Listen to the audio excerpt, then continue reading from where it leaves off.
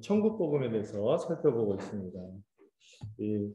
먼저 일찍이 예수님이 어떤 분이신지에 대해서 마태복음 초반에서 설명을 하고, 또 예수님이 등장하고 어떤 일이 일어나는지에 대해서 계속해서 특별히 예수님의 주된 사역을 두 가지로 요약할 수 있다 그랬죠. 무엇과 무엇? 가르침과 치유. 복음을 가르치고 이 치유하시는 섬김으로, 이 치유에는 모든 게 포함되어 있죠.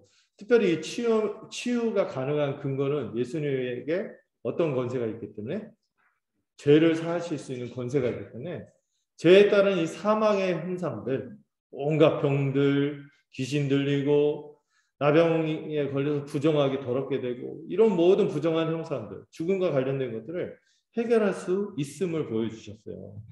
그리고 그거에 앞서서 주님이 더 중요하게 여기신 것은 복음을 가르치시고 하나님의 말씀을 가르치신 것인데, 그래서 이 마태복음의 가장 아름다운 설교, 산상설교가 5장부터 7장까지 하나님 나라가 이미 우리 가운데 주어졌고, 그 나라의 백성으로 우리가 어떻게 살아가게 되는지 주님이 비전을 선언하신 거죠. 왕의 취임 연설이다, 이런 얘기도 했죠. 그리고 나서 말씀만 아니라 그 말씀을 통하여 주님이 우리에게 가져다 주시는 세상이 얼마나 복된지를 주님이 퍼포먼스로 보여줍니다. 퍼포먼스 정도가 아니죠. 실제로 역사들이 나타나죠. 이적, 병이 고쳐지고 나병이 고쳐지고, 그 와중에서 주님께서 많은 은혜를 베푸시고, 또 놀라운 것은 예수님이 원래부터 하나님과 언약을 맺은 이스라엘 백성만 상대하는 것이 아니라 어떤 사람들?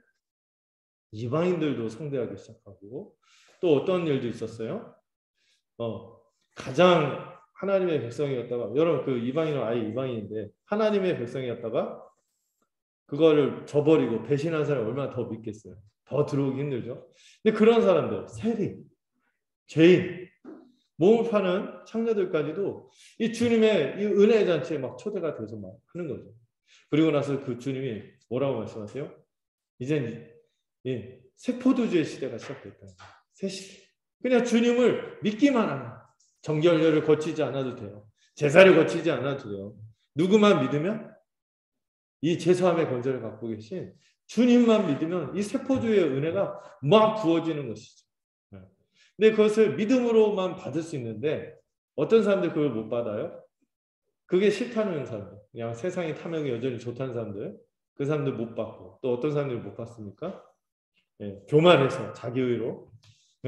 왜 저들과 같이 우리도 믿기만 하면 되냐? 우리가 그동안 해온 게, 이 자기의와 율법주의에 빠진 사람들은 이 예수님의 포도주의 은혜를 거절하죠.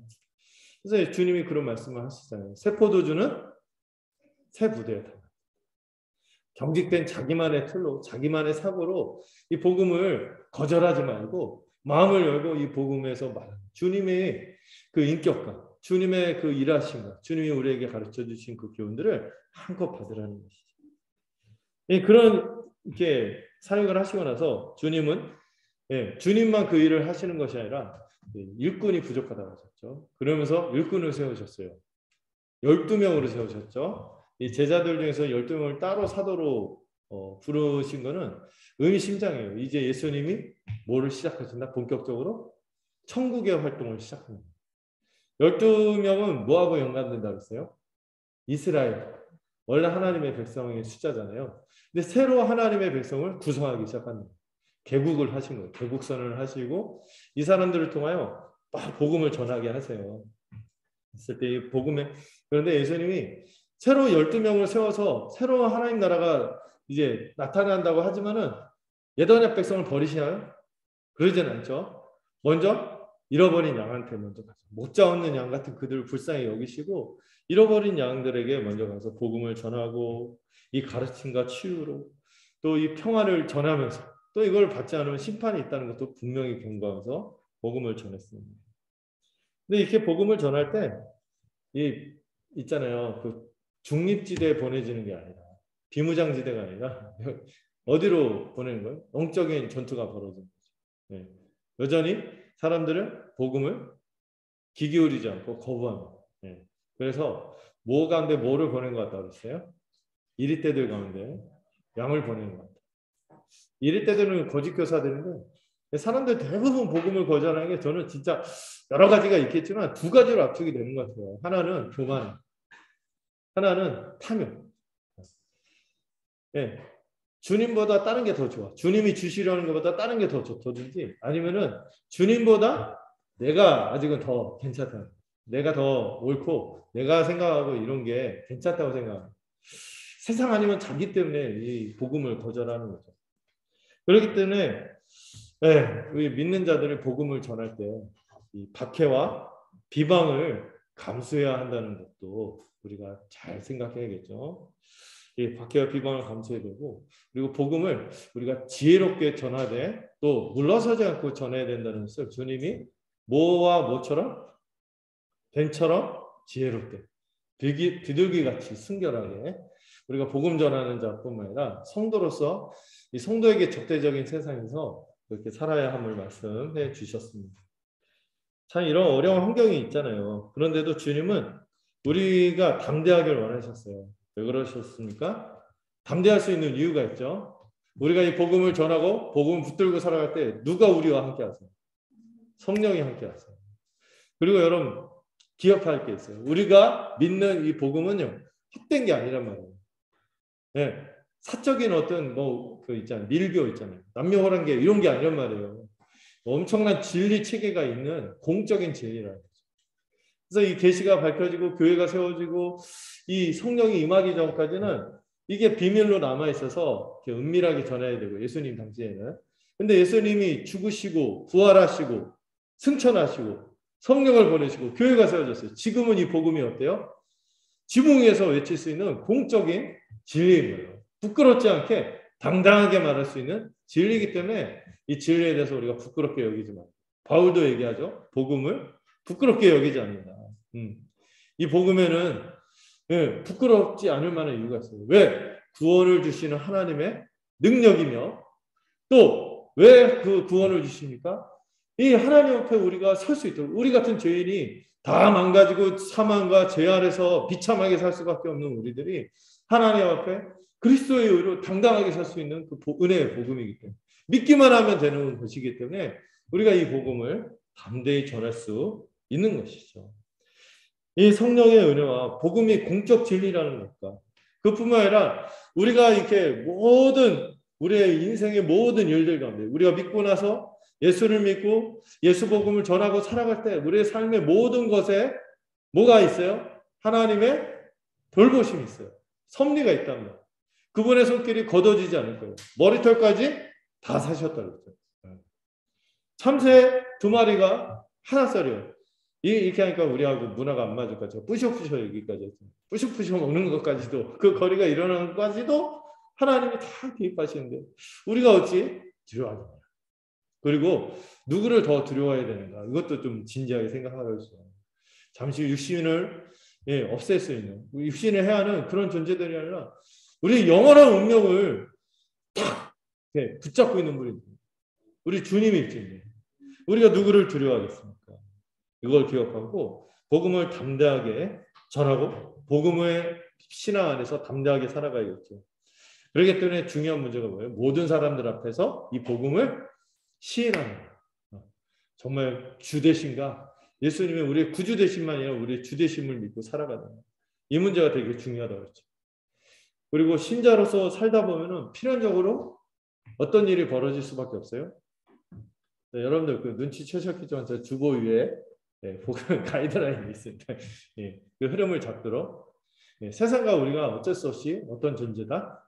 불화할 수밖에 없는 존재. 화평이 아니라 어떤 면에서는 우리가 화평을 추구하는 사람들이지만 그러나 우리의 추구하는 가치가 삶의 방향이 너무 다르기 때문에 우리가 좋아하는 거하고 세상 사람들이 좋아하는 게 너무 달라요. 그렇기 때문에 뭐가 일어날 수밖에 없는 거예요. 기본적으로 우리의 삶의 태도는 보복을 하지 않고 공격적이지 않고 섬김의 태도지만 그러나 이런 가치관들 흐름에 대해서 우리가 반대하고 갈등이 일어날 수밖에 없는 세상과 불화하는 존재라는 것도 생각해야 된다고 말씀을 드렸습니다. 그럼에도 불구하고 예수님이 산상설교에 이어 이 2번째 파송설교를 마무리하면서 격려하셨죠. 우리가 전한 복음이 얼마나 복된지 생각해보라. 우리가 전한 복음을 받은 사람들이요. 이 복음을 받기만 하면은 우리가 전하니까 복을 받는 거는 둘째 말로 할 수가 없는 너무 좋아서. 그런데 이 받는 사람들이 절대로 우리를 잘 대하기만 해도, 이 복음을 전하는 사람은 우리를 잘 대하기만 해도 그들이 복음의 상을 잃지 않는다는 거예요. 결단코 잃지 않아요. 작은 생수 하나 주는 호의도 하나님이 다 기억하시고 갚아주신다는 것이 우리가 전하는 이 복음이 얼마나 영광스럽냐는 거죠. 우리가 하는 일도 너무 영광스럽고 이걸로 부름받은 우리의 이 정체성, 우리의 사명자로서의 정체성도 너무 값지다는 거죠. 우리가 하는 것에 대해서 이 사람들이 아브라함 축복 있잖아요.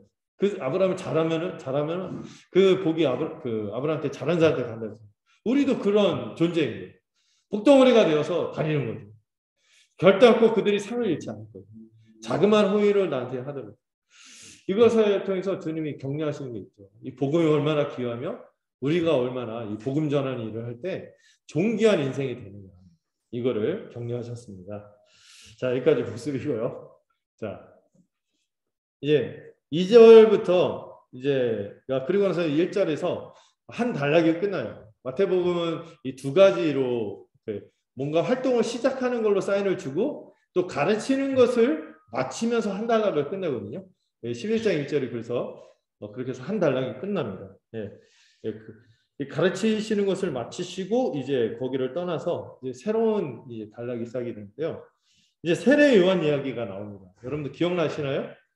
마태복음 3장에서 세례 요한 이야기가 잠깐 나왔는데 세례 요한이 등장하죠. 세례 요한이요 예수님에게 질문을 합니다. 그런데 세례 요한이 이럴 수 있구나 하는 생각이 좀 드는 장면이죠. 질문을 하고 의문을 표시하면서 질문을 하고 거기에 대해서 예수님이 의연하게 새 시대의 증거를 몇 가지 예를 들면서 딱 대답하시는 장면으로 끝나요. 세례 요한이 질문을 하는데요. 세례 요한이 지금 어떤 상황이죠? 옥에 갇혀 있습니다. 그가 옥에 갇혀 있는 것에 대해서 배경 설명 마가복음 우리가 봤죠. 그 왕의 스캔들에 대해서 막 뭐라고 했더니 스캔들 배신죄에 걸려서 그 왕이 또 세례 요한을 또 들어있어요. 왜냐하면 이스라엘 전통에서 왕이라도 선지자는 하나님이 보낸 사람이기 때문에 함부로 못 건드리고 있고 그냥 단지 목숨을 해하지는 않고 보통 그 권력자는 그냥 죽여 없애고 그냥 입을 막아버리고 그럴 텐데 건드리지 못하는 거예요. 그냥 옥에만 갇혀 있지만 그래도 고초 가운데 있는 거죠. 의인으로서.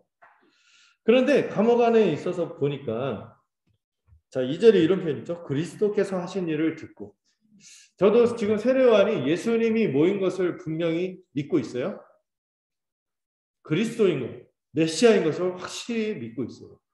예수님이 그리스도구나, 메시아이구나 확실히 믿고 그분의 하시는 일을 주시하는데 딱 귀를 열고 듣고 있는데 뭔가 의문이 생긴 거죠. 그래서 제자들을 보냅니다. 자기 제자들을 보내서 뭔가를 물어보고 있어요. 이 세례 요한은 선지자로서 메시아를 예비하는 사명을 정말 최선을 다해 수행했습니다. 광야에서 지내며 많은 사람들에게 진리를 전하고 회개하도록 했습니다.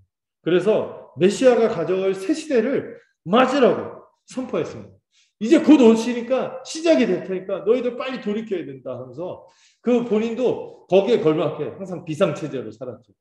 광야에서 언제라도 주님의 부르심, 언제라도 사람들을 섬기기 위해서 광야에서 불편함을 감수하고 메뚜기 석청.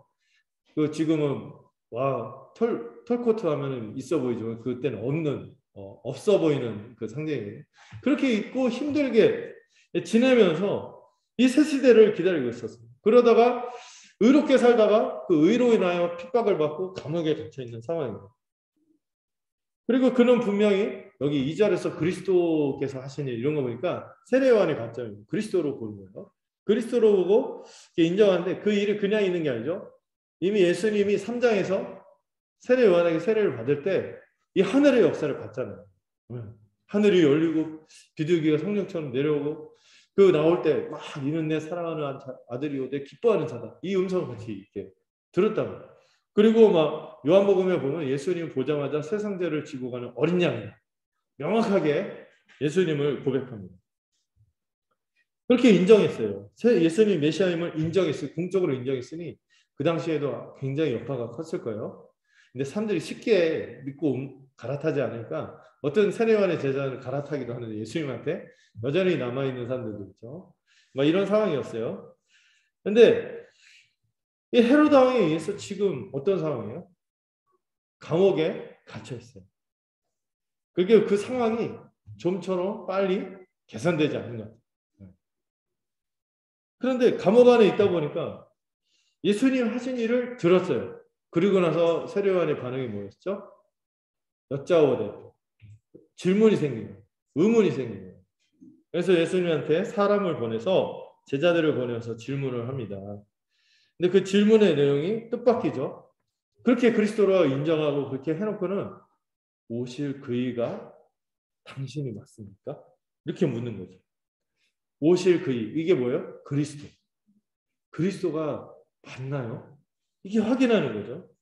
혹시 우리가 착각해갖고 아닌데 그냥 다른 메시아는 아니고 그냥 훌륭한 분이신데 메시아로 우리가 너무 넘겨짚어서 착각한 건가요? 혹시 다른 사람을 기다려야 되는 건가요?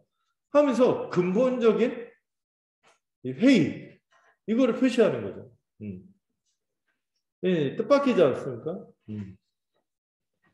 2절에서 분명히 세례요한이 예수님 그리스도임을 그래도 믿고 그렇게 바라보긴 했지만은 지금 세례요한이 갈등에 빠진 거예요.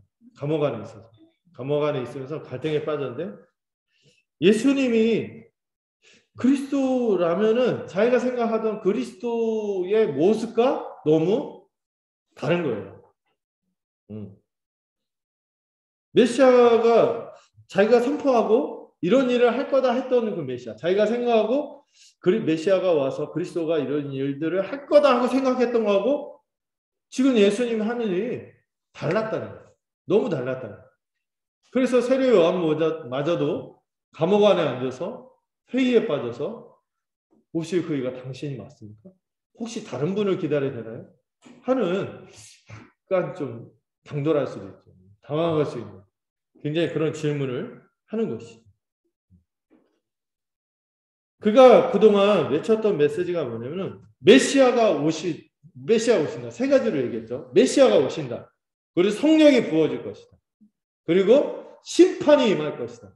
임박한 심판 하면서 도끼가 준비되어 있으니까 막 너희들 불지옥 들어가다 도끼가 나무풀에 있다. 돌이켜라. 심한 욕이 나올 거예요. 이게 세례요한 버전이에요. 제 얘기가 아니에요. 이 뱀 새끼들아 하면서 막 독사의 자식들아, 이 뱀의 후손들아 이런 얘기죠. 네.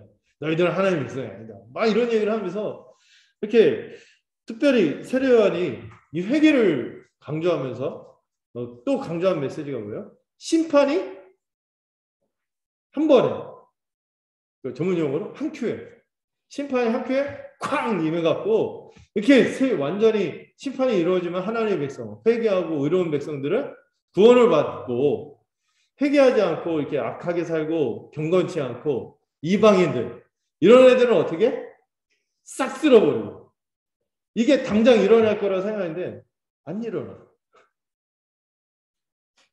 이게 이제 큰 혼란을 가져온 것이죠.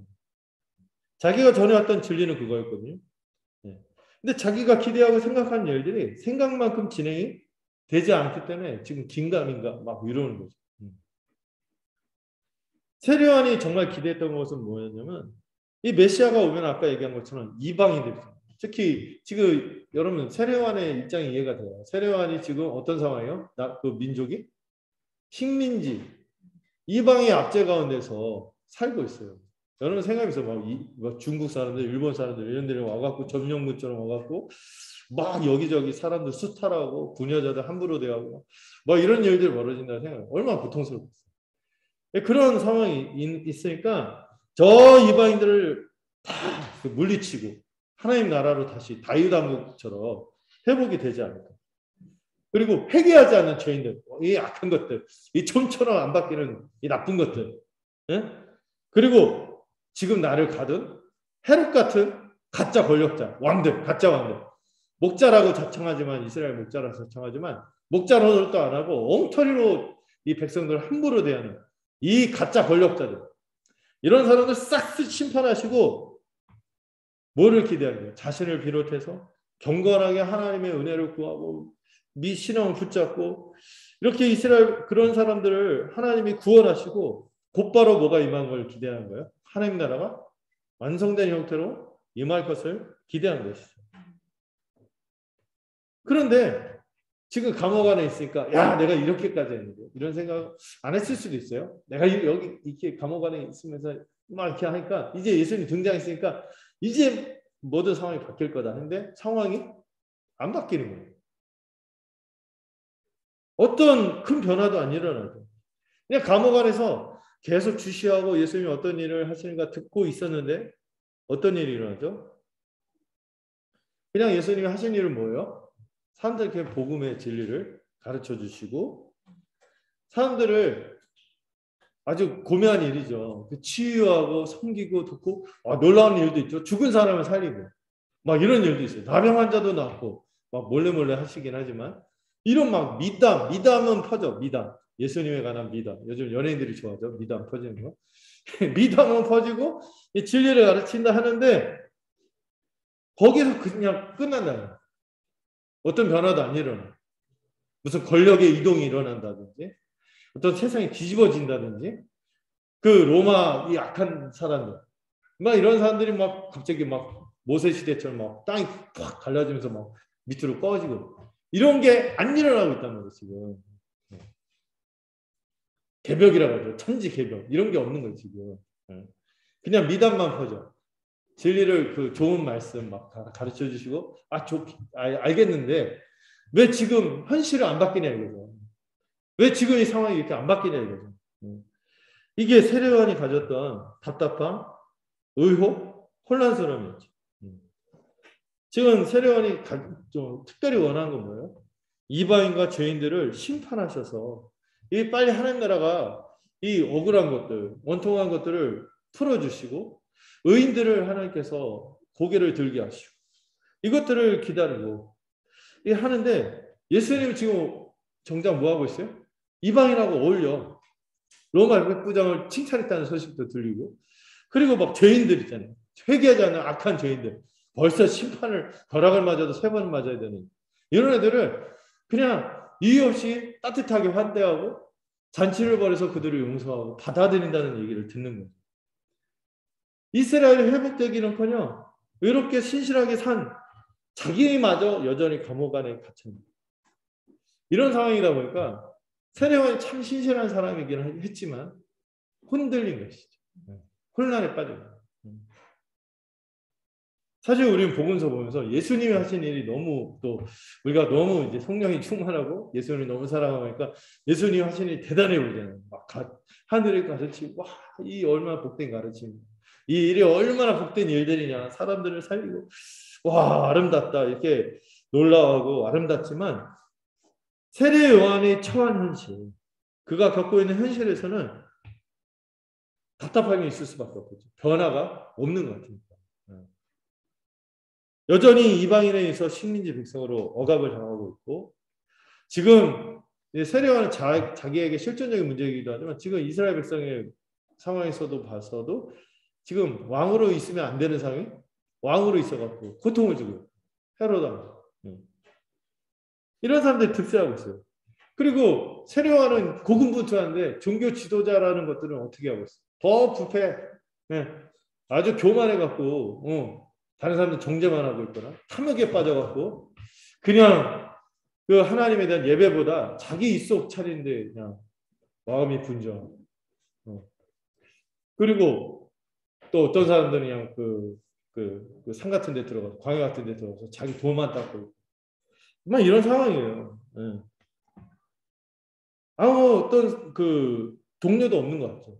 그러다 주변 사람들은 다 여전히 죄 가운데 그냥 바뀌지 않는 것 같아요. 죄를 짓고 그냥 돌이키지 않는 것 같아요. 웬만한 이스라엘 사람들은 다 불경거하는 것.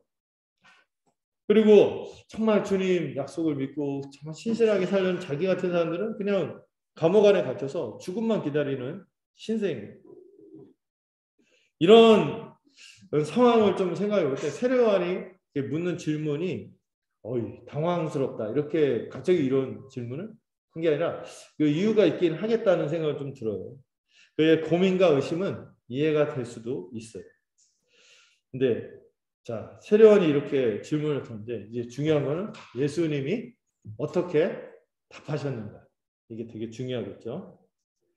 자, 예수님은 이 세례요한이 보낸 제자들에게 가서 듣고 보는 것을 세례요한에게 알려주라고 말씀하십니다. 예수님 자신과 자신의 제자들을 통해서 지금 진행되고 있는 일이 무엇을 의미하는지 그들에게 설명해 주고 있습니다. 자, 그리고 그 본문을 보시면은 네 가지와 한 가지, 네 가지와 한 가지로 나눌 수 있는데 이적들이죠. 맹인이 보고, 못 걷는 사람이 걷고, 나병 환자가 깨끗함을 받고, 못 듣는 자가 들어. 그리고 다섯 가지는 죽은 자가 살아나. 이게 다 어디에서 있었죠? 8장과 9장. 마태복음 8장 9장에 있었던 사건들이죠. 네. 맹인이 눈을 떠요. 못 걷는 사람이 막 걸어요. 중풍병자 막 있는 거. 나병 환자가 깨끗함을 받았고 못 듣는 사람이 막 들어. 거기다 심지어 어떤 일까지? 죽은 자까지 살아나는 일이 벌어지고 있어요. 그리고 중요한 마지막 가난한 자에게 복음이 전파된다. 이것에 대해서 그 세례요한에 가서 증거하라고 얘기하고 있어요. 근데 여러분 이게요 그냥 예수님이 그냥 갑자기 하신 일이 아니라 이게 다 어디에서 이미 말씀하신 거예요? 구약에서 이미 약속하신 말씀들입니다. 한번 본문을 같이 볼게요. 보이시나요? 네.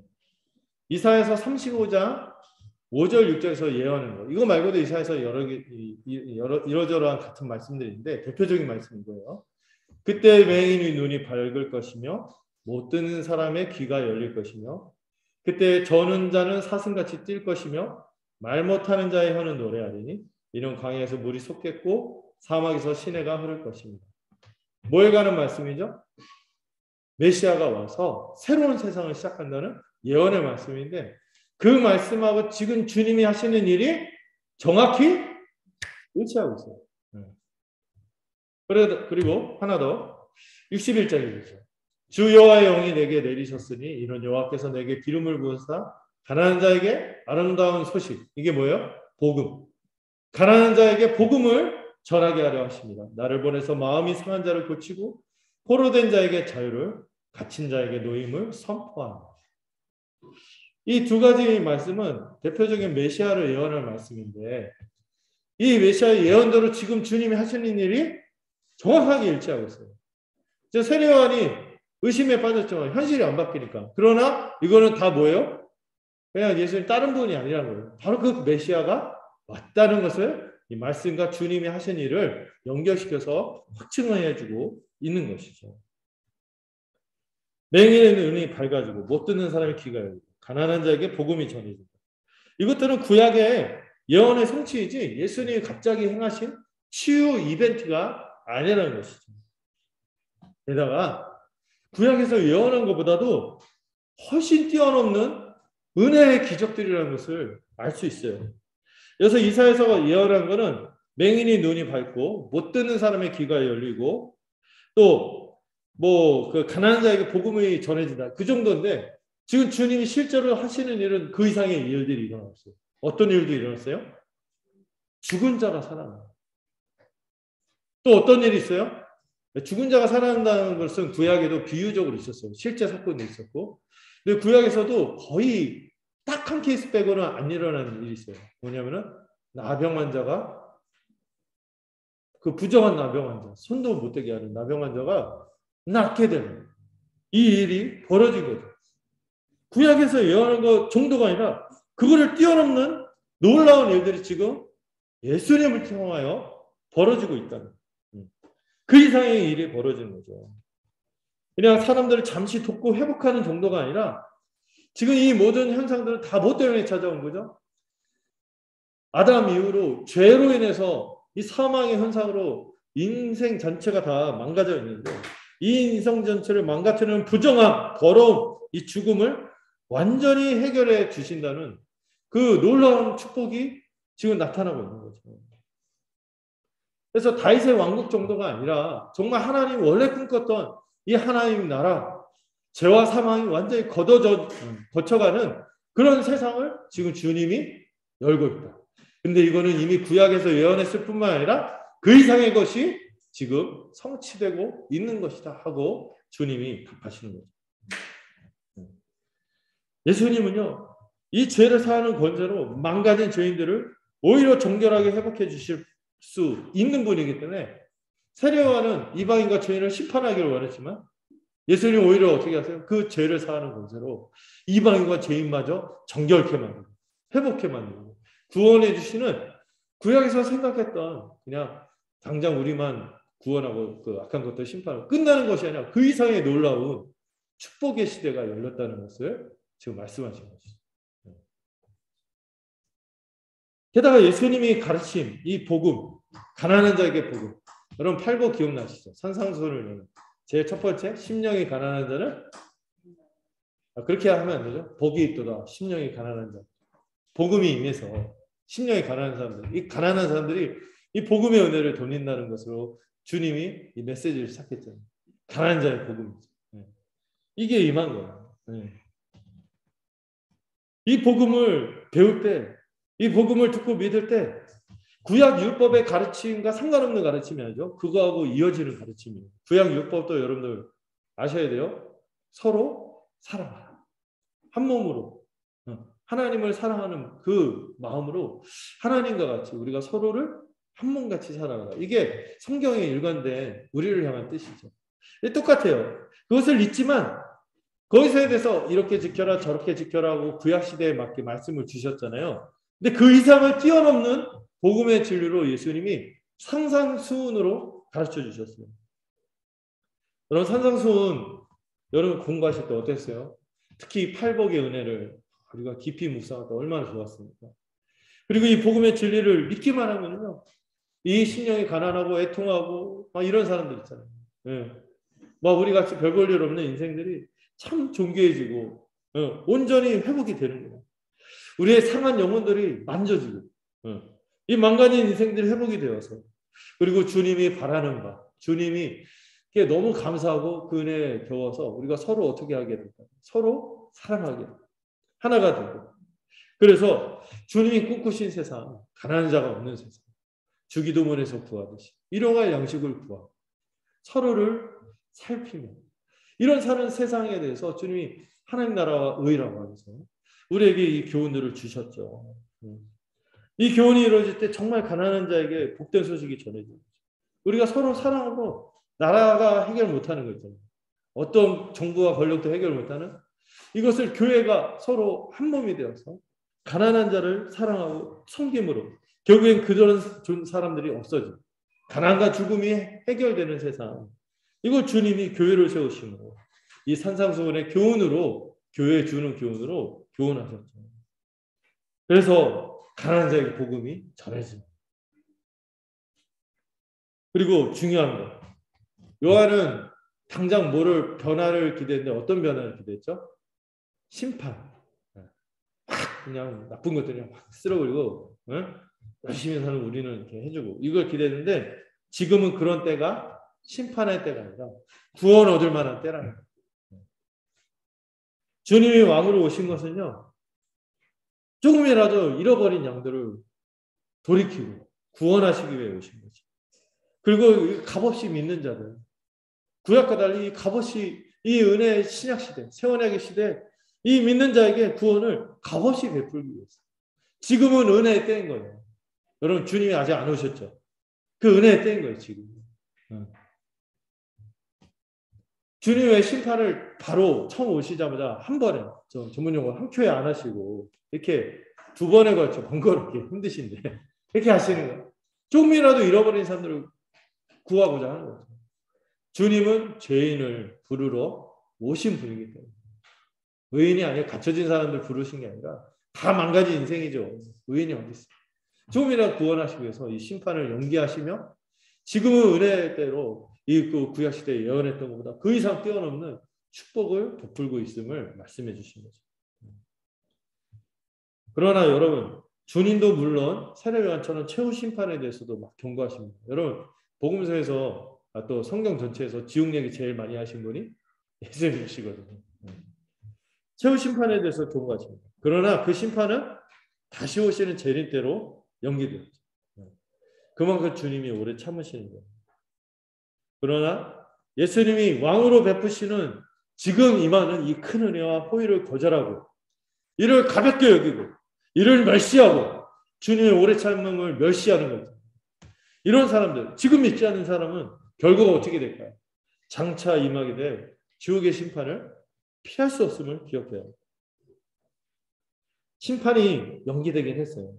주님이 다시 오시거나 개인의 종말이죠. 개인의 죽음이 있을 때 그때 운명의 판가름 날 텐데 그때가 아니더라도 저는 주님의 통치와 은혜를 믿음으로 받지 않는 것, 그 상태 자체가 이미 큰 심판 아래 있는 것이다. 이렇게 볼 수 있어요. 내버려두면 그 인생이 하나님의 은혜와 상관없이 흘러가요. 실제로 영적으로는 죽은 상태인데 본인이 죽은지도 모르고 죄와 사망의 현상 가운데 막 살아가는 거죠. 이게 눈이 열려 볼 수 있습니다. 그거 안타까워요. 잘 나가는 것처럼 보여도 아닌 거예요. 혼자 막 소소하게 즐겁게 살고 막 욜로 Your life only one 슬로우 라이프 하면서 나는 막 큰 거 아니야 하면서 이렇게 하면서 난 상관없어 이런데 다 그 안에 공허함이 있다니까요. 진정한 인생의 복이 뭔지 모르는 거죠. 자, 그리고 나서 주님이 6절에서 뭐라고 하십니까? 나로 인하여 나로 말미암아 실족하지 않는 자는 복이 있다. 이렇게 말씀하십니다. 예수님은 세례요한에게만 이렇게 말씀하시는 게 아니죠. 예수님으로 말미암아 실족하지 않는 자는 복이 있다고 말씀하세요. 여러분 이 실족은 이게 실족이라는 헬라어가 영어로 연결되는 단어가 스캔들이에요. 스캔들 들어봤죠? 스캔들이 일어나지 않았으면 좋겠다 이런 거죠. 이 스캔들이 실족이라는 단어. 실족은 뭐죠? 어르신들 실족해갖고 이렇게 막 다치잖아요. 넘어 걸려 넘어진다는 말이에요. 그리고 여기에는 감정적인 어떤 의미가 좀 깃들어 있습니다. 이 어떤 불쾌감, 극도의 불쾌감, 거부감, 어떤 분노의 감정도 숨어져 있는 단어가 이 실족이라는 거죠. 예수님 때문에 지금 세례요한이 흔들렸죠. 왜? 자기 기대하고 자기가 전하는 거 안 맞으니까 뭔가 실족할 뻔한 거죠. 주님이 그래서 나로 인하여 실족하지 않는다면 복이 있다. 이런 얘기를 하시는 거죠. 예수님이 이미 전한 복음과 치유의 이적을 보고 듣고 경험하고 나서도 믿지 않는 사람들이 있을 수 있어요. 마음에 들지 않아 하는 사람들이 있어요. 자신의 기대와 다르다고 거절하는 사람들을 향해 주님이 실족하지 말라고 이렇게 말씀하시는 거죠. 경고의 말씀이죠. 또한 이와 달리 신실하게 예수님을 따르기로 결단한 이들에게 참으로 복이 머물 것을 약속하십니다. 예수님 지금 다시 한번 세례요한에게 이 말씀의 증거, 주님이 가져가신 놀라운 그 이상의 축복을 기억하게 하면서 다시 한번 믿으라고 촉구하는 거죠. 자신을 믿으라고 도전하시는 거죠. 이 세례요한에게만 하는 말씀이 아니라 저희한테도 들려주는 말씀일 수 있다 생각이 돼요. 실족하면 안 되겠죠. 복음은요, 여러분들 처음 복음 받았을 때 얼마나 기뻤습니까? 그런데요, 그런 순간이 있는 것 같아요. 다. 세례요한이 그랬던 것처럼 마냥 우리의 기대와 부합해서 가던가요? 충돌되는 순간이 있어요. 우리가 펼쳐지길 바랬던 부분들이 있단 말이에요. 야, 복음을 듣고 하고 내가 이런 저런 복이 있겠지. 이런 게 상황이 펼쳐지고 개선되겠지. 막 내가 사랑하는 사람들 이런 사람들이 막 이렇게 하겠지 하는 이런 것들이 있을 거예요. 근데 이런 것들이 막상 주님의 긴 시각에서 보지 않고 당장의 조급함에 매여 있으면은 우리는 실족하기 쉬운 거예요. 우리 주님이 하시려는 일과 내가 기대하는 것이 다를 때 우리는 어떻게 해야 할까요? 우리가 실족하지 않으려면 여러분 생각하세요. 이 말을 여러분이 그린 그림에다가 주님을 끼워 맞추지 마세요.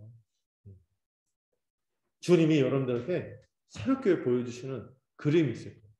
그 그림에 맞게 우리의 인생을 끼워 맞춰 드려야 됩니다. 경직된 낡은 부대 같은 마음으로는 우리 주님의 이 복음과 그 주님의 인도하심을 담아내기 어려워. 우리의 마음과 생각을 새 부대처럼 주님이 왕으로서 주시는 그 은혜를 새 부대처럼 넓히고 유연하게 받아들여야 합니다. 또한 주님이 하시고자 하는 일이 맞긴 한데요. 그 일이 이루어질 때가 우리가 원하는 때하고 다를 수도 있어요. 주님의 때와 우리의 때가 다르거든요. 우리가 기대하는 때. 그것도 우리가 주파수를 맞춰야 돼요. 다만 우리는 어떻게 하면 돼요? 그때는 주님이 어차피 하실 일이잖아요. 우리가 믿죠. 그러면은 그 일에 대해서 주님의 때가 가장 선하심을 믿고 다만 신실하게 기다리면 되는 거죠. 아마 세례 요한은요, 당장 막 뭐가 일어나는 걸 기대했던 것 같아요. 근데 그 일이 일어나긴 일어나요. 그래 당장 일어나는 거 아니란 말이에요. 주님의 더 크고 선하고 거룩한 뜻이 있단 말이에요. 그럼 거기에 맞춰서 우리의 타이밍에 주님의 타이밍을 맞춰달라고 강요하지 말고 맞춰드려야 돼요. 신실하게 기다리면 돼요. 결국은 그 일은 일어날 것이에요. 그리고 더 근본적인 건 주님이 그려가는 그림하고 내 그림이 맞는지를 점검해요. 그리고 여러분 마음속으로 이렇게 새기세요. 내 그림이 틀리고 주님의 그림이 맞을 수 있다니까요. 그걸 받아들여요. 세례요한도 역시 이 부분에서 걸려 넘어질 뻔했던 것 같아요. 그런데 주님이 신실하게 말씀으로 증거하고 주님의 이 은혜의 역사들을 통하여 세례요한을 어떻게 보면 좀 경고이기도 하지만 다시 북돋고 딛고 일어서도록 도와주신 것이죠. 자, 7절부터 15절 볼까요? 그리고 나서 이제 그 사람들을 보냈어요. 그리고 이 세례요한의 제자들이 떠나자 예수님은 이 무리들에게 이제 갑자기 이 세례요한에 대해서 논평을 시작하십니다. 세례요한에 대해서 평가를 하는데 일단 세례요한을 아주 높이 평가해요. 와, 이렇게 예수님이 이런 칭찬을 받을 수 있다는 것은 대단한 사람이에요. 진짜 세례요한은 정말 대단했어요. 여러분 그 고대 문서 그때 보면은요 이스라엘에서 사실 우리는 예수님이 너무 커 보이지만 그 당시에는 세례요한이 더 컸다니까요. 예수님보다. 세례요한이 일반 유대인들한테도 지금도 영향이 컸어요. 이 세례요한은요 위대한 선지자였어요. 여러분 그 이스라엘이 폭망하고 남유다도 망하고 북이스라엘도 싹 망하고 포로 시절 갔다 오고 이 와중에 어느 순간 선지자가 나타나지 않았어요. 하나님이 보낸 사람 이렇게 인정할 만한 선지자가 없었어요. 그냥 똑똑한 랍비들 몇 명, 열심히 살려고 했던 랍비 몇 명은 있어도 야, 저 사람은 하나님의 말씀을 받아서 전하는 선지자다. 이런 사람이 몇 년간? 400년간 없었다니까요. 우리 100년도 못 살잖아요. 근데 4세대가 지나다도록 너무 사인이 없는 거예요. 그러다가 나타난 거예요. 얼마나 대단한 사람이에요 지금. 세례요한은 사람들이 봤듯이 광야의 선지자였어요. 그는 너희가 광야에 나가서 뭘 보기를 바랬냐 하고 주님이 말씀하시죠. 이것이 아까 시적으로 말씀하십니다. 광야에 나가서 너희들이 본 게 뭐냐? 바람에 흔들리는 갈대였더냐? 아니지 않았냐? 그렇죠. 뭐 경치 보러 가냐 그 얘기하는 게 아니에요. 이 바람에 흔들리는 갈대란 말은 비유적인 표현이에요. 이 세상의 여파 있잖아요. 세상의 압력과 유혹에 막 굴하고 타협하는 그런 사람을 너희가 기대했냐? 세례요한은 그렇게 살지 않았어요. 타협하지 않은 사람이었어요. 구약의 선지자들이 다 그랬죠. 다 광야에서 거하면서 왕들이 회유하려고 해도 주소를 몰라. 광야에 사니까. 완전히 찾을 수가 없어. 회유도 안 돼. 협박도 안 돼. 타협도 안 돼. 여기 골치 아픈 존재들이죠. 왜 그래요? 그냥 아주 그냥 옛날 그 조선시대 선비들처럼 그냥 목에 칼이 들어도 하나님 말씀이야. 이런 사람인 거예요. 바람에 그 흔들리는 갈대 같은 사람들이 아니에요. 굳건하게 주님의 말씀을 심지를 붙잡고 그렇게 살아가는 사람이죠. 참으로 세례요한은 올곧게 선지자의 역할을 감당하기 위해 어디에 거했어요? 세상에 거하고 하면 타협할 수 있고 하니까 광야로 들어간 사람이죠. 그런 사람이었어요. 또 그 다음에 어떤 표현을 합니까? 너희가 광야에 나가서 어떤 사람을 봤냐? 부드러운 옷을 입은 사람이냐? 이 부드러운 옷은 뭐냐면은 샤프란? 이게 아니죠. 죄송해요. 부드러운 옷은 그 당시에 부드러운 옷이 어디 있어요? 원단이 다 안 좋은데. 아주 고급스럽고 사치스러운 옷을 이 부드러운 옷이라고 했어요. 그런 옷을 입은 사람들은 어디에 있다? 왕궁에 있잖아요. 근데 너희가 봤던 세례요한은 어디 있었어? 그 부드럽고 사치스러운 것에 그냥 타협하면서 왕궁에 거하는 그런 가짜 선지자들이 있었죠. 얘는 광야 선지자와 왕궁 선지자가 있었어요. 광야 선지자는 하나님의 말씀을 진실하게 믿고 그것만 의지하면서 살던 사람들. 왕궁 선지자들은 뭐예요? 아까 얘기했던 이 바람의 갈대처럼 그냥 세상의 유혹과 압력에 그냥 타협하면서 적당히 그냥 사람들 비위만 맞추면서 힘 있는 사람들 비위 맞추면서 이렇게 하는 사람들이 가짜 선지자. 근데 세례요한은 이 두 가지 표현을 세례요한 어떤 사람이라고 지금 주님이 얘기했는 거예요? 가짜 선지자가 아니라 가짜 선생이 아니라 가짜 교사가 아니라 진짜 선지자. 광야에 거하고 흔들리지 않고 자기의 그 안락을 추구하자. 진짜 왕궁에 그런 사람은 왕이었죠. 지금 세례요한 광야에 있잖아요. 예, 가짜 선지자들은 왕궁에 다 있겠죠. 왕이 주는 혜택과 권력에 압력에 눌려서 해야 되는 하나님의 말씀을 전하지 않고 입맛에 맞는 말만 하는 자들. 이게 왕궁에 있는 사람들이죠. 그래서 목회자도요, 이 선지자 같은 마음이 있어야 돼요. 사람들이 좋아하든 싫어하든 진리는 진리. 삶에 대해서도 마찬가지죠. 지금 세례요한도 왕인데도 듣기 싫은 얘기 해갖고 지금 감옥 안에 앉아있잖아요. 진짜 선지자예요. 지금. 근데 지금 세례요한은 이런 거짓 선지자가 아니라 왕의 압력에 굴하지 않고 이러다가 지금 감옥에 갇혀 있는데 이것에 대해서 주님이 굉장히 칭찬하시는 거죠. 3번이나 너희가 나가서 어떤 사람을 봤니? 나가서 어떻게 봤니? 이렇게 3번이나 표현하죠. 제 3번이나 얘기하는 건 진짜 맞다는 거예요. 세례요한이 선지자가 맞다. 참된 선지자를 보기 위해서 광야에 있는 세례요한을 보러 갔는데 그게 진짜다 이거죠. 그 사람이 진짜다. 그리고 참 선지자일 뿐만 아니라 선지자보다 오히려 더 나은 사람이다. 이런 표현까지 있어요.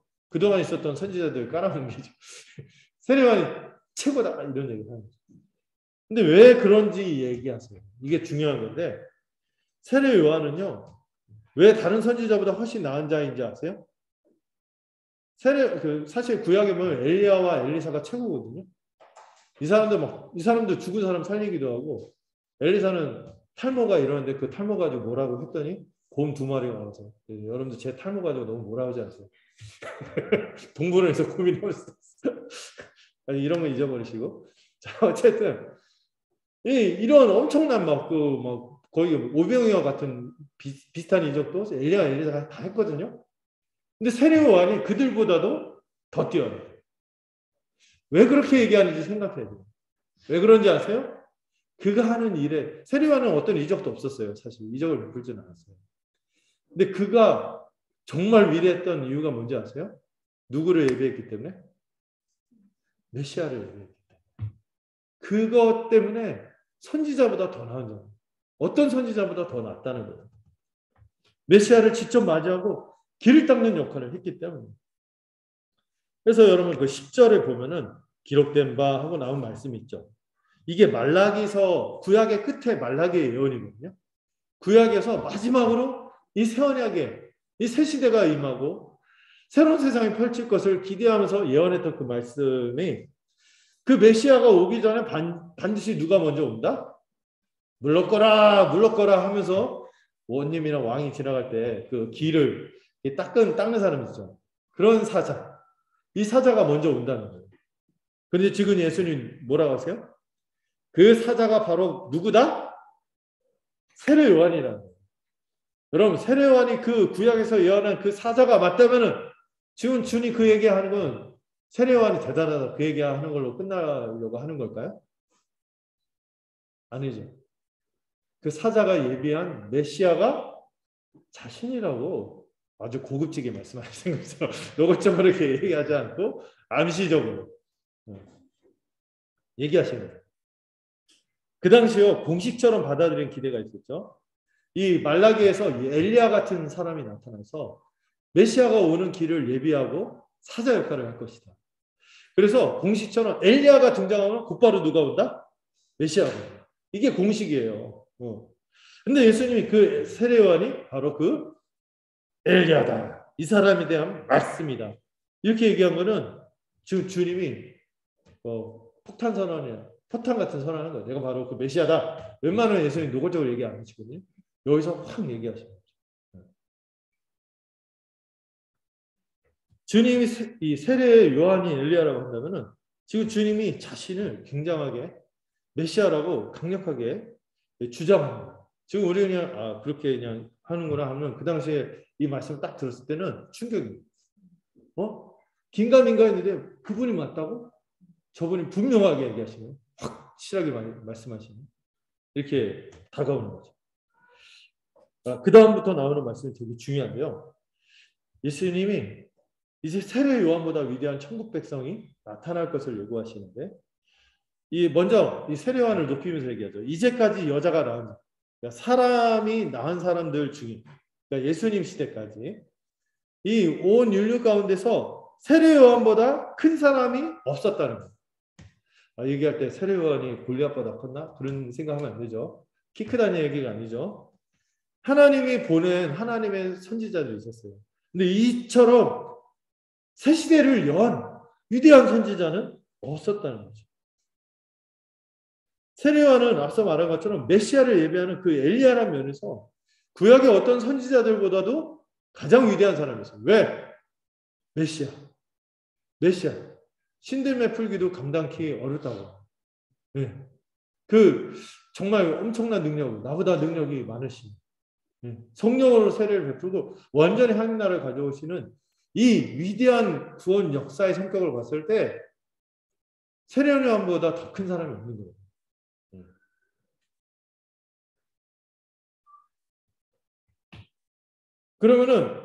그러고 나서 중요한 얘기가 곧바로 이어지는 게 그 얘기죠. 천국에서는 가장 지극히 작은 사람도 누구보다 크다. 세례 요한이 그동안 가장 컸는데 세례 요한보다도 앞으로 나타날 천국 백성은 더 클 것이다. 이런 얘기를 해요. 자, 이거 잘 이해하겠죠? 그러면 우리 천국 백성들이 세례 요한처럼 위대한 일을 감당할 것이기 때문에 이런 말씀을 하신 걸까요? 세례 요한처럼 정말 훌륭하게 살고 위대한 일을 감당하고 그래서 세례 요한보다 더 크다. 작아도 세례 요한보다 훨씬 더 잘 나가. 이 얘기 하려는 게 아닌 거죠. 그렇지 않은 거죠. 우리 같은 천국 백성들, 지극히 작은 사람이 왜 세례 요한보다 더 클까요? 그 위대한 세례 요한. 왜 클까요? 우리가 누구 안에 있기 때문에? 그리스도 안에 있을 뿐만 아니라 그리스도와 연합한 자. 우리는 개인이 아니라 하나, 그리스도와 연합한 한 몸으로 존재하는 사람들이기 때문에 이런 말씀을 하시는 거예요. 우리가 그분 안에 거하고 그분을 믿고 우리 같은 작은 자들, 별 볼 일 없는 사람들이 우리가 잘나서 우리가 행위가 대단해서가 아니라 우리가 그리스도와 연합한 자들이기 때문에 그런 거예요. 우리가 그리스도 안에 있는 존재인 거죠. 아무리 세례 요한이 영광스러운 선지자라도 예수님이 가져오시는 영광, 이 천국에서 누릴 그 복, 우리가 허락받은 복, 또 주님이 이루신 놀라운 공로들, 이 위대한 성취들을 생각할 때 세례 요한이 아무리 대단해도 그분 안에 있는 우리와 될 것이 아니라는 거죠. 세례 요한은 예수님이 가져오실 이 새로운 세포도주 시대의 영광 이전에 속한 사람이기 때문에 그가 아무리 대단한 사람이라 할지라도 구속사적으로 예수님 바로 전에 그 위대한 시대를 여는 역할을 했다 할지라도 이미 그 시대 안에 들어와서 그 혜택을 누리며 그분 안에서 그분처럼 서 있는 우리와 비교했을 때는 아닌 거죠. 지금 중요한 건 개인, 어떤 사람의 위대함 그보다 더 중요한 게 뭐예요? 위대한 시대가 전하는 거. 그리고 위대한 분이 나타나서 우리가 그분 안에 있다는 사실이죠. 지금 그걸 말씀하시는 거예요. 더 신나는 말씀은 이제 12절에서 하십니다. 12절에서. 자, 이거는 읽어봐야 돼요. 12절 한번 읽어볼까요? 시작.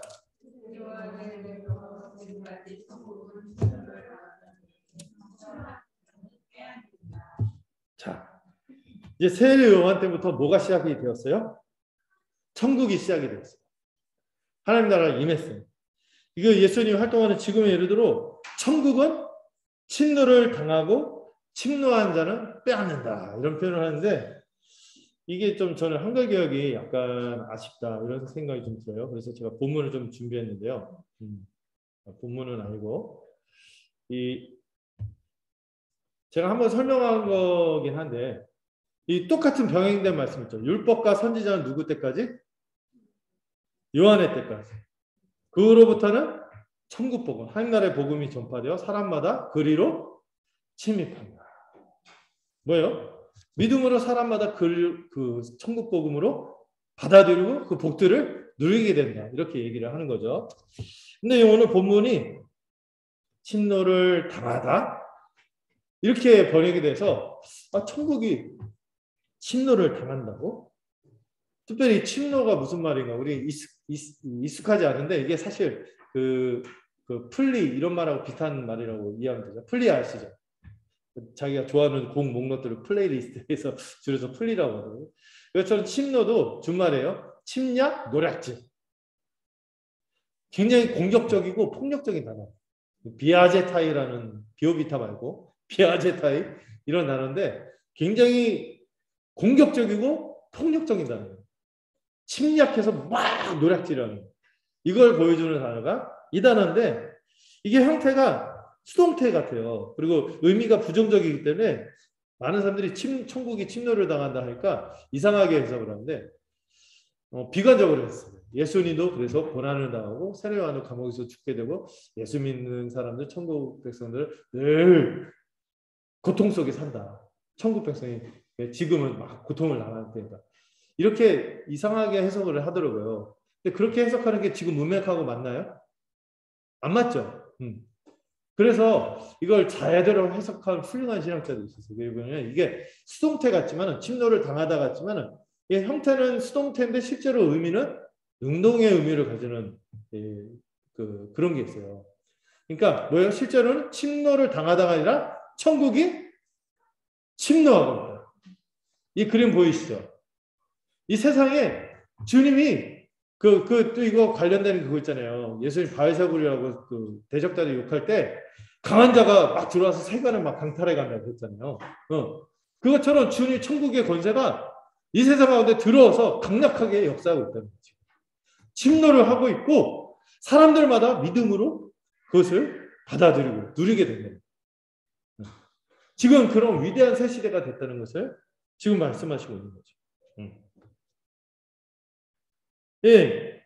그래서 천국이 세례 요한 때부터 여러분 지금이 무슨 시대인 것에 대한 여러분 감각이 있어야 돼요. 이제 구약 시대가 아니라 신약 시대. 놀라운 은혜의 시대고 성령의 시대이고 교회 시대이고 놀라운 성취로 살아가는 시대라는 것을 우리가 기억해야 되는 거죠. 이제 천국의 권세가 이 세상으로 힘있게 뚫고 들어와서 이 침노하고 있고 막 침략하고 노략질해갖고 사람들을 막 이 사단과 이 죄와 사망의 소나기에서 막 뺏어내는 거죠. 그게 지금 아까 예수님이 세례요한한테 얘기했던 그 예언의 성취죠. 맹인이 눈을 뜨고 못 걷는 자가 걷고 못 듣는 자가 듣고 죽은 자가 살아나고 나병한 자가 온전케 되고 뭐 때문에? 천국의 권세가 힘있게 침투해 들어요. 침입해서 역사하기 때문에 그런 거죠. 지금 그런 새 시대인 것을 지금 주님이 말씀하시고 있는 거예요. 그러면서 예수님이 이런 말씀하십니다. 모든 선지자와 율법이 예언한 거, 구약의 옛 시대, 이거는 다 세례 요한 때까지라고 선을 긋는 거예요. 이제 선을 긋고 이제부터는 구약이 예언해 왔던 지금 우리가 살고 있는 시대, 새 시대가 됐다고 말하는 거죠. 그리고 이를 알려는 이 중요한 예언된 엘리야가 누구다? 세례 요한이라고 다시 말씀하십니다. 그리고 이를 즐겨 받아들인다면은 엘리야가 바로 그런 사람인 것을 즐겨 받으라 하고 예수님이 의미심장을 얘기를 하죠. 귀 있는 사람은 들어라. 지금 엘리야가 나타났어요. 그 엘리야가 그 사람인 것을 너희들이 기뻐 받는다면 귀 있는 사람은 들어라 하고 딱 노골적으로 얘기 안 하죠. 뭐 얘기하시면 엘리야라면 지금 주님이 바로 그 새 시대를 여는 메시아다. 이렇게 얘기하시는 거죠. 귀 있는 사람은 알아서 들어라 이거죠. 귀 없는 사람이 어디 있어요? 이를 깨닫고 들을 귀가 있다면은 주님의 이 말씀을 듣고 예수님을 믿으라는 적극적인 초청입니다. 귀 있는 사람은 들어라. 이게 뭔 말이지 제대로 알아듣고 이 새 시대의 축복을 받아들여라. 이렇게 얘기하시는 거죠. 주님은 지금 우리에게 너무나 놀라운 새 시대가 되었다는 것을 도전하시며 말씀하는 거죠. 이제 주님을 믿기만 하면 그분에서 우리는 위대한 영광과 복을 거저없는 시대가 된 거예요. 네. 여러분 우리의 실제 모습, 삶의 모습 좀 생각하면은 안 믿기지요. 우리 삶은 여전히 좀 찌질하잖아요. 좀 나아진 듯한데 여전히 막 그래요. 그런데 주님은 말씀하세요. 우리가 누구보다 위대하다고? 그 위대한 세례 요한보다도 이미 위대한 존재들이라고 얘기하시는 거죠. 왜? 주님 안에 있기 때문에. 구약에 있던 어떤 선지자들, 믿음의 위인들, 이 사람들 생각하면 우리는 별거 아닌 것 같고 막 그들의 모범을 따르자 하는데 못 따라가고 그런 것 같은데 그럼에도 불구하고 주님은 말씀하세요. 그런 사람들보다 우리가 훨씬 크다. 누구 안에 있기 때문에? 주님 안에 있고. 우리는 주님 안에서 이 모든 축복들을 믿음으로 받아들이고 주님이 주신 은혜와 능력으로 새로운 존재가 된 사람입니다. 그리고 주님과 함께 결국에는 어떻게 될까요? 주님과 함께 같이 천국 백성으로서 주님이 가신 그 위대한 십자가의 길을 가게 되겠죠. 이게 그냥 있는 게 아니라 주님의 말씀만 있는 게 아니죠. 주님의 복음의 말씀이 다 밝혀졌을 뿐만 아니라 주님 우리 가운데 지금 모두 보내주셨어요. 성령도 주셨어요. 또 우리 가운데 뭐가 있어요? 교회 지체들 있잖아요. 다 도와주실 거예요. 서로 돕고 가만 안 놔주실 거예요. 이게 계속. 그리고 우리에게 중요한 무기가 있으니 기도도 있어요. 그때 우리가 힘있게 이겨나갈 수 있어요. 네. 그래서 주님은 지금도 귀 있는 사람은 들어라 말씀하십니다. 이 들어라라는 말씀이 현재 시제거든요. 현재가 뭐라 했어요? 지속되고 지속해서 들어야 돼요. 반복해서 들어야 돼요. 그리고 이 진행이 끊기면 안 돼요. 이 들음이 계속 이어져야 하는 것이죠. 그것이 우리가 믿음으로 주님이 주신 축복들을 받아들이고 살아내는 길인 것입니다. 자, 마지막 단락 한번 좀 살펴볼게요. 자, 그리고 나서 예수님은 세례 요한과 예수님을 거부하는 이 세대에 대해서 말씀하시며 비판하시는데요. 이 불평하고 거부하는 이 세대에 대해서 얘기하십니다. 이 세대, 이 세상, 악하고 패역한 세대 이렇게 말씀하시는데요. 이 주로 누구를 얘기하냐면 그 당시 복음을 듣고도 믿지 않았던 종교 지도자들과 또 그들을 추종했던 대부분의 이스라엘 백성들 이들에 대해서 한탄하시면서 비유를 들어서 비판하세요. 이 비유 막 들어봤을 거예요. 피리를 불어도 춤추지 않고 고글에도 같이 슬퍼하지 않는구나 하는데 예. 이거 좀 약간 좀 자세히 읽어야 돼요. 여러분 여기서 이 세대가 누구냐 이거죠. 안 움직인 애들이 아니라 피리를 불고 고글하는 사람들. 이게 복수거든요. 같이. 이 세대의 사람들이 피리를 불고 고글하는 사람들. 이게 무슨 말이냐.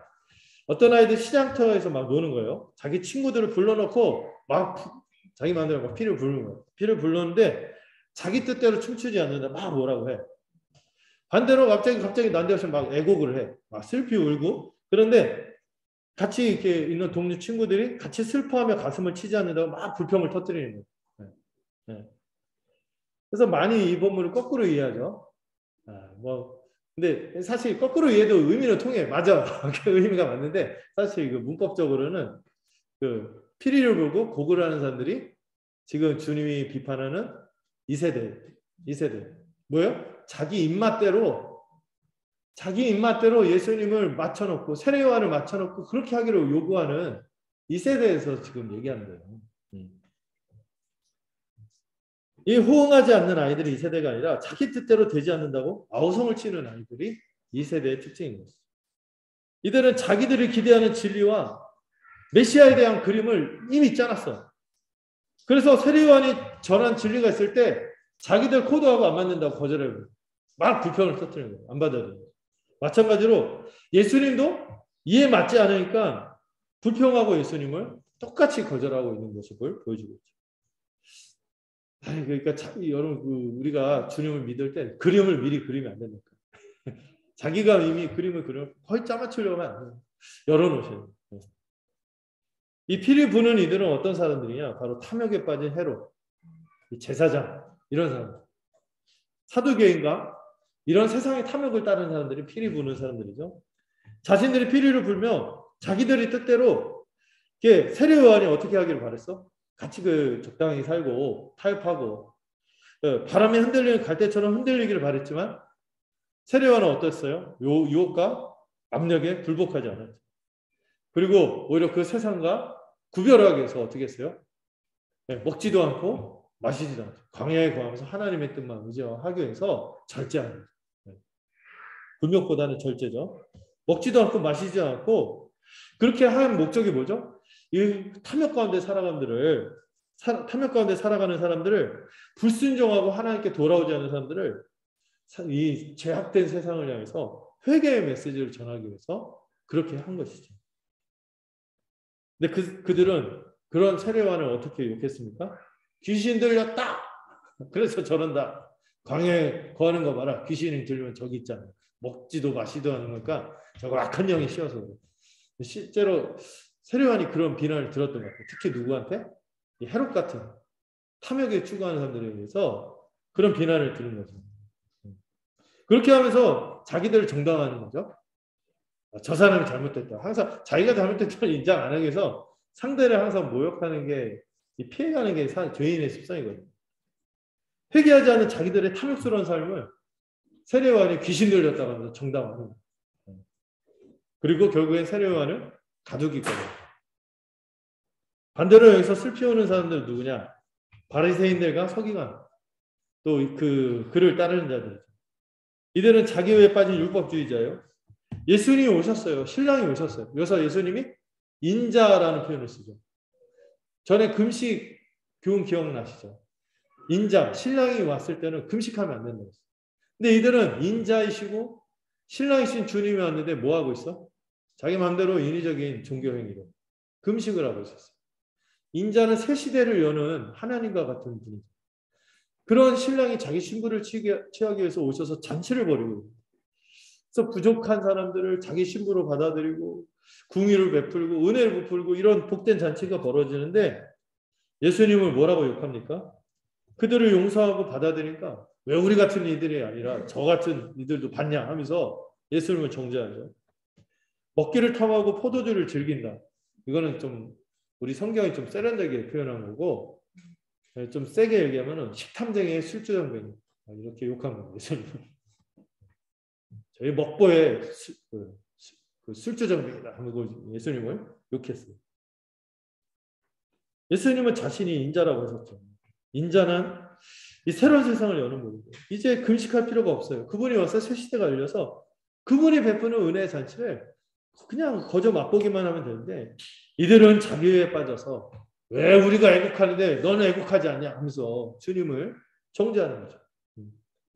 이들은 교만하여서 자기들의 죄는 보지 않고 예수님이 세리와 죄인과 똑같은 죄인이라고 매도하면서 결국에 주님이 베푸신 새 시대의 축복 이 믿기만 하면 거저 주어지는 은혜를 거절하고 있습니다. 그리고 마지막에 주님이 말씀하시죠. 그러나 지혜는 뭐로 옳다고 인정받는다고요? 행위로 그 지혜는 옳다고 인정을 받는다고 19절 마지막에 말씀하세요. 예수님은요. 저들 피리 부는 이들, 곡하는 이들, 그 악한 거짓 교사들과 다르게 무엇으로 그분의 지혜, 그분의 진리가 참됨을 증명하고 있어요? 그분의 선하신 행위. 이 가르침과 이 치유의 사역들, 사람들을 사랑으로 섬기는 이 삶으로 그분의 지혜가 참되다, 옳다는 것을 입증하고 있어요. 그 탐욕에 빠진 이들은 원래 그냥 누가 봐도 타락한 애들이니까. 근데 특히 자기에 빠진 사람들은 겉으로 볼 때는 구분이 안 되거든요. 근데 여러분 이 자기에 빠지고 율법주의에 빠진 사람들이 삶의 열매가 있는지 아세요?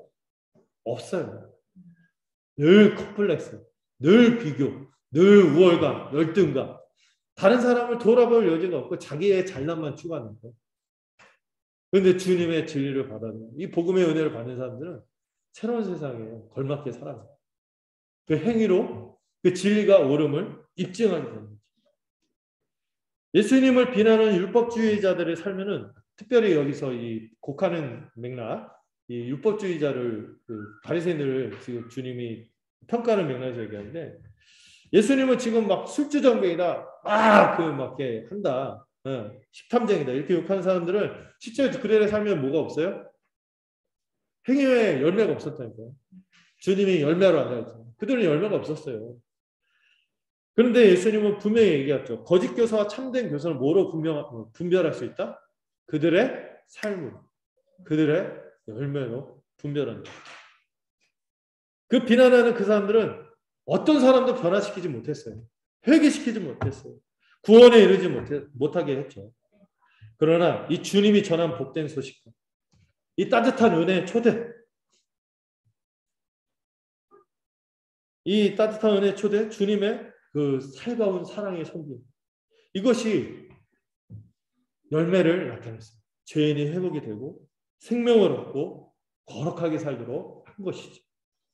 그들이 어떤 비난을 한다고 해도 예수님의 이 진리, 예수님의 진리만이 행위로 옳다는 것을 입증합니다. 열매로 참으로 그분의 진리가 참됨을 입증합니다. 여러분, 우리 기독교 역사를 보면은요, 이상한 사람들 말고 그걸 너무 크게 생각하지 말고 기독교 주류의 역사를 보면 얼마나 서로 사랑하고 섬기고 복된 공동체를 이루면서 살아왔습니까? 그 열매로 입증하는 거예요. 주님의 진리. 마무리하겠습니다. 자, 우리도 적용하려고 하는데요. 우리도 세례 요한처럼 흔들리는 순간이 올 수 있어요. 그때 주님이 말씀하시죠. 실족하지 마. 우리의 삶에서 바라던 기대와 그림대로 되지 않은 순간이 있어요. 우리가 바라던 타이밍대로 이루어지지 않을 때가 있단 말이죠. 근데 믿으세요. 주님은 그때가 아주 잘 되고 있는 때라고 말씀하는 거죠. 우리가 기대하는 것보다, 우리가 바라는 때보다 주님이 더 위대하고 영광스럽게 우리를 구원으로 인도하시오. 지금이 그 아주 놀라운 축복 속에서 살고 있다는 것을 믿음으로 볼 수 있게 합니다. 그리고 지금의 약간의 어려움이 있겠죠. 약간의 답답함이 있을 텐데 이것이 우리의 펼쳐지는 삶 속에서 합력하여 선을 이루는 과정인 것을 믿어야 합니다. 다만 우리는 주님의 진리를 배우고 우리에게 나타나실 회복의 역사를 신뢰하며 기다리면 되는 거죠. 그 가운데 우리의 마음이, 저는 이 과정을 통해서 주님이 우리의 마음을 넓혀주시고 유연하게 해줄 거라고 믿어요. 또 우리의 믿음의 여정에서 주님이 말씀하신 대로 나로 인하여 실족하지 않는 자는 복이 있다 이렇게 말씀하셨어요. 그런 실족 스캔들에 휘말리지 말고 다 같이 신실하게 걸어가기를 소망합니다. 두 번째로 주님은 우리가 어떤 존재인지 말씀해 주셨죠.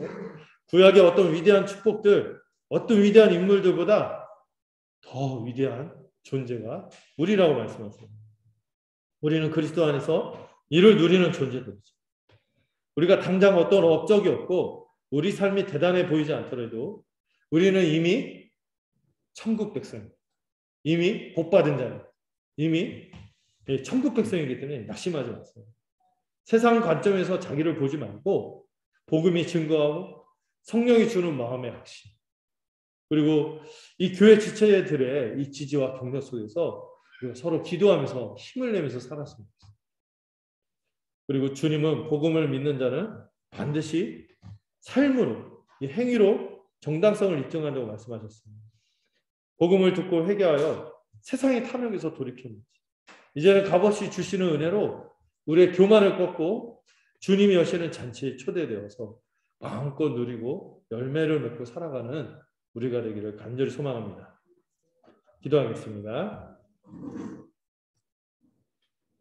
주님, 오늘 말씀을 볼 때 세례 요한도 이런 순간이 있다는 것을 보면서 당혹스럽지만 우리 역시 그런 사람들인 것을 고백하게 됩니다. 우리도 세례 요한처럼 흔들리는 순간이 있었습니다.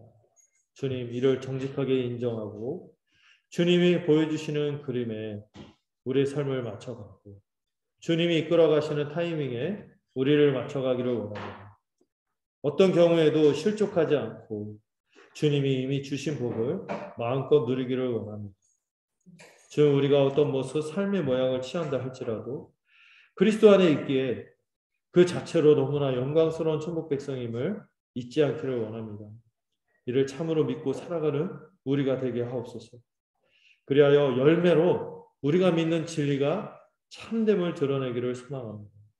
이를 위하여 날마다 하늘의 은혜를 허락하시고 듣는 믿음을 더하여 주시옵소서. 예수 그리스도의 이름으로 기도드렸습니다. 아멘. 323장 함께 부르도록 하겠습니다.